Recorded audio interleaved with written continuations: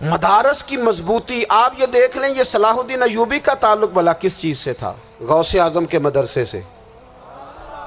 حضور غوث اعظم کے مریدوں کی جماعت اس کے ساتھ شامل تھی۔ کون لوگ تھے جنہوں نے مدارس سے فیض پایا؟ رازی اور غزالی، حضور غوث اعظم، خواجہ اجمیر، یہ سب لوگ مدارس کے لوگ ہیں۔ کمزوریاں ہیں، غلطیاں ہیں، بہت ساری چیزوں کی اصلاح کی ضرورت ہے، لیکن یہ دین کا بہت بڑا قلعہ ہوتا ہے مدرسہ، لیکن اس کی مخالفت کی جاتی ہے۔ مجھے بتائیے، اگر مدرسوں میں کمزوریاں ہیں تو کالجوں یونیورسٹیوں میں نہیں ہیں؟ ہم نے کبھی مخالفت کی ہے بند کر دو سارے؟ لیکن لوگوں کا جب خیال آتا ہے، جب ہمارے ایک سابقہ وزیر صاحب تھے سر راہ، کسی دعوت میں میری ان سے ملاقات ہو گئی تو انہوں نے کہا مدرسوں کا کردار کیا ہے آج کے ماحول میں؟ میں نے انہیں کہا کہ مختلف کورسز آپ کراتے ہیں نا، تو اس کے لیے پھر مختلف ویکینسیز ہوتی ہیں۔ جہاں بچوں کو مدرسے کا کورس کرایا جاتا ہے تو استاد بننا ہوتا ہے، اس نے خطیب بننا ہوتا ہے، مسجد کی ڈیوٹی کرنی ہوتی ہے۔ میں نے کہا آپ بالکل کوئی حکومت سرپرستی نہیں کرتی، لیکن اللہ کا فضل ہے۔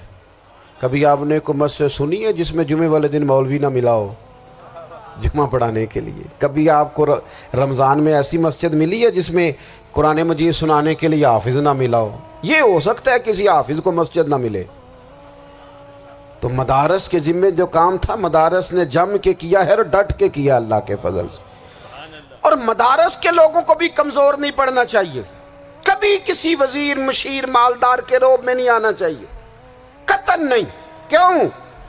کہ یہ وہ عظیم لوگ ہیں رسول اللہ صلی اللہ علیہ وسلم کے دین کے غلام، کہ ابھی ایک لفظ نہیں پڑا ہوتا الف با تا سا، پہلے دن گھر سے نکلتے ہیں تو حضور فرماتے ہیں اللہ کے فرشتے ان کے پیروں کے نیچے پر بچھا بھی دیتے ہیں۔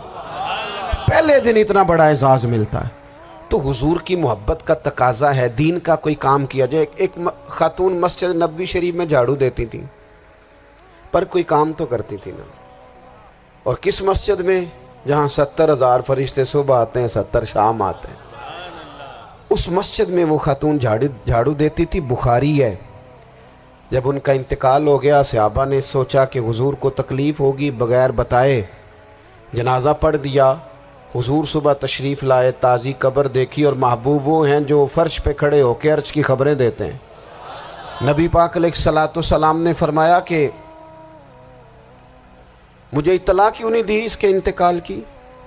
یہ کرم دیکھو، کوئی ڈیوٹی تو کرتی تھی نا یار، پر خلوص سے، پر پیار سے، پر اللہ کو راضی کرنے کے لیے، پر درد دل سے۔ اور دین کی ڈیوٹیاں کرنے والے دوستو سنو، حضور صبح آئے، قبر کو دیکھ کر فرمایا مجھے کیوں نہیں بتایا؟ یا رسول اللہ آپ کو تکلیف دینا مناسب نہ جانا؟ تو قبر پہ کھڑے ہو کے حضور نے فرمایا صف بناؤ، میں دوبارہ جنازہ پڑھاؤں گا۔ صف بناؤ، میں دوبارہ جنازہ پڑھاؤں گا۔ کوئی ڈیوٹی تو۔ تیسرا تقاضا حضور کی محبت کا، سمجھو میں بس بڑی جلدی بات سمیٹنے لگا ہوں۔ حضور کی امت سے پیار کرو، یہ نبی پاک کی محبت کا تقاضا ہے۔ حضور اس بندے سے بڑے راضی ہوتے ہیں جو حضور کی امت سے پیار کرتا ہے۔ آپ کو پتہ ہے حضرت جبریل امین علیہ السلام نے معراج کی رات حضور علیہ الصلوۃ والسلام سے عرض کی تھی کہ اللہ کی بارگاہ میں عرض کیجئے گا میری بھی ڈیوٹی لگ جائے آپ کی امت کے ساتھ محبت کرنے پر۔ تو یہ کیوں کہا تھا انہوں نے؟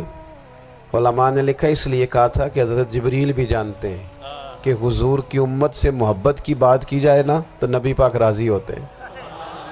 امت سے پیار کرو گے نا، امت سے۔ ایک صرف بات کا خیال رکھنا، عقیدہ برا ہو تو بات دوسری ہے، ورنہ میرے محبوب کی امت کا ایک ایک شخص جو مدینے والے کا کلمہ پڑھتا ہے، جو حضور کا غلام ہے، اس کے بارے میں اپنے دل میں گنجائش رکھنا، پیار رکھنا، وارفتگی رکھنا۔ اور دوستو یہاں لوگ کس طرح گروہوں کو، جماعتوں کو سپورٹ کرتے ہیں۔ نبی پاک نے اس امت کی کثرت پر فخر بیان کیا، اور حضور فرمانے لگے 120 صفیں جنتیوں کی ہوں گی، قیامت میں 80 صفیں صرف میری امت کی ہوں گی۔ میں کثرت امت پر فخر کروں گا۔ ان لوگوں سے پیار کرنا ہے، ان کے دکھ درد کو سمجھنا ہے۔ پتہ ہے آج کیا ہوتا ہے؟ آج ہمیں نا مختلف چھوٹے چھوٹے ملکوں میں بانٹ دیا گیا،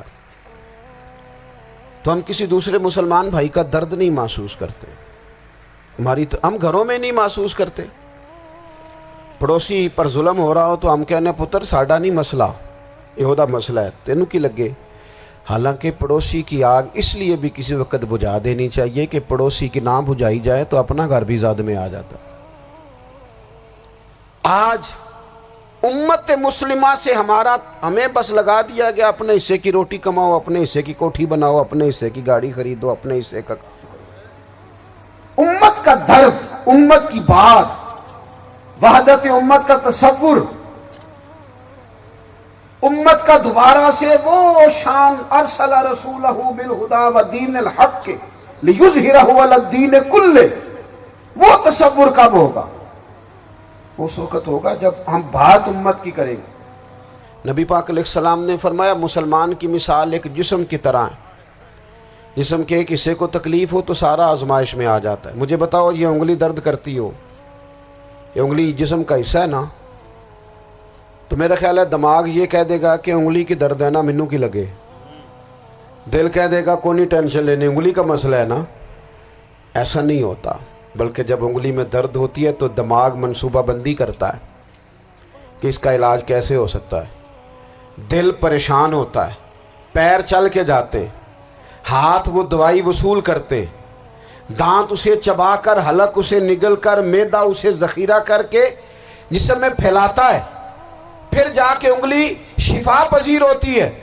ایک حصے کو درد ہو تو سارا حصہ کام پہ لگ جاتا ہے۔ اسرائیل اگر تکلیف دے رہا ہے فلسطینیوں کو تو ہونا چاہیے تھا نا بعض مسلمان حکمرانوں کو نیند نہ آتی، وہ درد دل محسوس کرتے، ہونا چاہیے تھا نا کہ بعض لوگ یہاں ہم کیا کرتے ہیں بھلا بیٹھ کے، اب تو مجھے بعض چیزوں سے کوفت بھی ہونے، ہم دیتے ہیں بیان، مذمت۔ آپ کے بیان دینے سے کیا ہوگا؟ فلانے نے بھی بیان دے دیا، فلانے نے بھی کلپ دے دیا، یہ کیا کر رہے ہیں؟ یہ تو آپ زندہ رہنا چاہتے ہیں۔ وہ جس طرح آج کل ہمارے ہاں بہت ساری چونکہ جماعتیں ہیں تو کشمیر ڈے آتا ہے نا تو مل کے ریلی نہیں نکالی جا سکتی، سوال نہیں پیدا ہوتا، کیونکہ ہمیں جماعتوں کو زندہ رکھنا ہے۔ اس جماعت کی خبر الگ لگنی چاہیے، اس جماعت کی خبر الگ، تو ایسے کوئی انقلاب آئے گا؟ یاد رکھنا امت کو پوری کو ایک طاقتور آواز بننا پڑے گا، ہمیں تھوڑا تھوڑا اوپر اٹھ کے سوچنا پڑے گا۔ خدا را اللہ تعالیٰ مجھے معاف کرے اگر کوئی بات میں ستی کر رہا ہوں، دل کی گہرائی سے عرض کرتا ہوں اب تو بڑا سخت وقت آ گیا۔ اب چونکہ اب تو کیمرے کی آنکھ آئی ہے تو وہ زخمی بچے دیکھے نہیں جاتے، وہ تڑپتی مائیں دیکھی نہیں جاتی، وہ سسکتی اور آواز دیتی بیٹیاں سنی نہیں جاتی۔ وہ آوازیں ایسی ہیں جیسے وہ رات کے سناٹوں میں چیخیں بن کے لوگوں کو جگایا کریں گی۔ خدا را کچھ جرم ایسے ہوتے ہیں جن کی سزائیں بڑی سخت ہوتی ہیں، جن کی معافی بڑی مشکل سے ہوتی۔ اپنے اندر جذبہ ایمانی پیدا کریں۔ اور میرے دوستو بستر پر بھی تو لوگ ماری جایا کرتے ہیں نا۔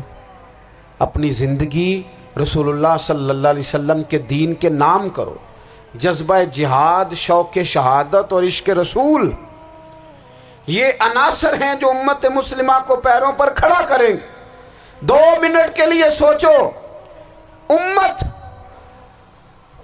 اگر اسی طرح کٹتی رہی، پریشان رہی، دکھتی رہی اور باری باری کر کے، اقبال نے کیا کہا تھا؟ اس نے کہا تھا وطنوں میں، انہوں نے کہا تھا کہ ان تازہ خداؤں میں بڑا سب سے وطن ہے، جو پیرہن اس کا ہے وہ مذہب کا کفن ہے۔